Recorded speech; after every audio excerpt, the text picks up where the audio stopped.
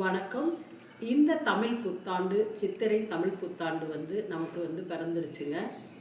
இப்போ குரு பெயர்ச்சி வருது. அதாவது திருக்கணிதப்படி 1/6/2026 ஜூன் மாதம் 1ஆம் தேதி காலை 8:11க்கு குரு பெயர்ச்சி ஆகிறார்.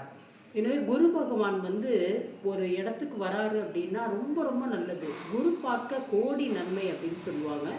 ஒருத்தரோட ஜாதகத்தில் குரு பகவான் நல்ல இடத்துல இருந்தாலே அவங்களுக்கு நல்ல எல்லாவித யோகமும் கிடைக்கும் அப்படிங்கிறது சாஸ்திர விதி.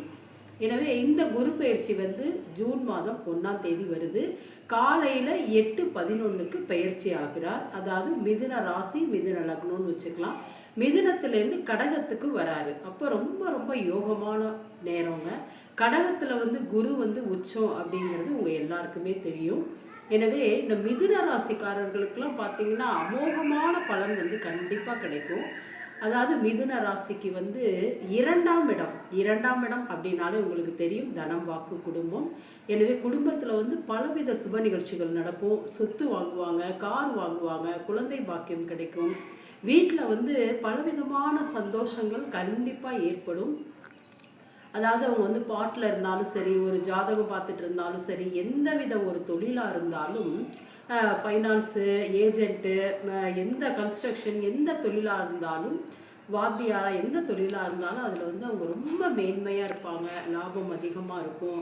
குடும்பத்தில் சுப நிகழ்ச்சிகள் அடிக்கடி நடக்கும். நல்ல ஒரு இடத்துல ஒரு இடம் வாங்கி போட்டு அதை ரிஜிஸ்ட்ரேஷன் பண்ணுவாங்க. வீட்டில் திருமண நிகழ்ச்சிகள் நடக்கும். குழந்தை பாக்கியம் கிடைக்கும். இப்போ அந்த இரண்டாம் இடத்துல கல்வி ரொம்ப ரொம்ப முக்கியங்க. அதாவது குழந்தைகள்லாம் படிக்காத குழந்தைகள்லாம் கூட படிப்பாங்க. மேல் படிப்பு படிக்கணும் அப்படின்னு நினச்சா மேல் படிப்பு படிப்பாங்க. எந்த தொழிலாக இருந்தாலும் லாபம் அதிகமாக இருக்கும். எனவே இரண்டாம் இடத்துல இந்த குரு பகவான் வராரு.